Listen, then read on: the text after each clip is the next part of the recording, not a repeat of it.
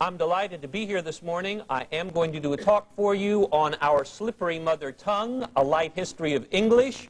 But I'll tell you the truth, I don't feel comfortable talking about the history of the English language before I start talking about something far more important than the history of English, but essential for your understanding our language. And that is simply the history of language itself. In other words, why are you sitting there in the dark listening to me move my vocal cords in order to communicate what I want you to know? You don't need an English professor to tell you this. You probably already know it. For thousands of years on Earth, nobody ever thought about the voice for communication. For thousands of years, primitive people had two methods of communication. Neither involved the voice. They either used sign language or they used gesture. So when did language begin?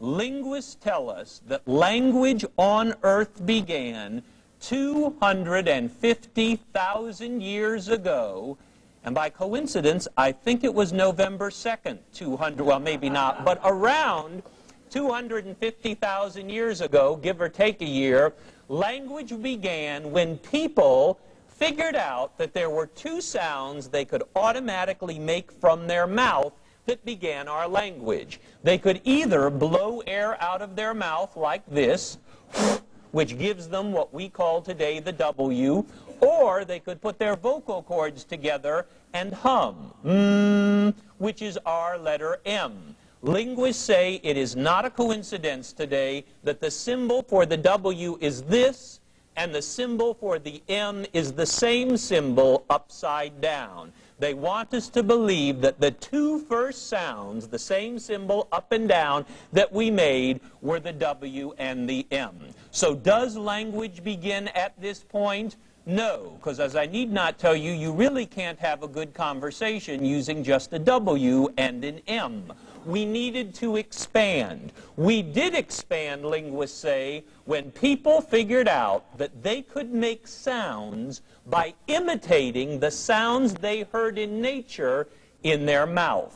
For example, when the wind would blow, they already had that one, a W. But they noticed in late fall, when the wind went through dead leaves in trees, when that wind hit the dead leaves, it no longer made the sound of W. When it hit the brittle leaf, it made this sound, S.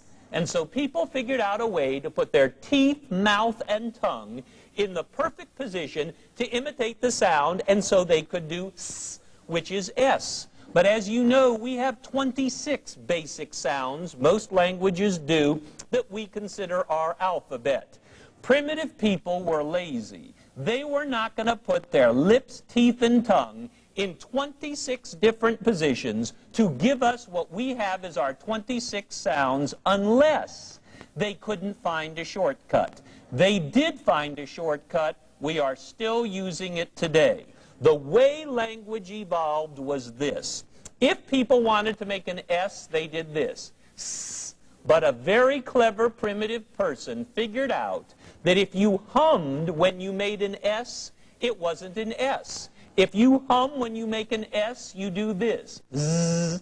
A Z is the exact same thing we do with our mouth as an S, except we hum it. They figured out how to make a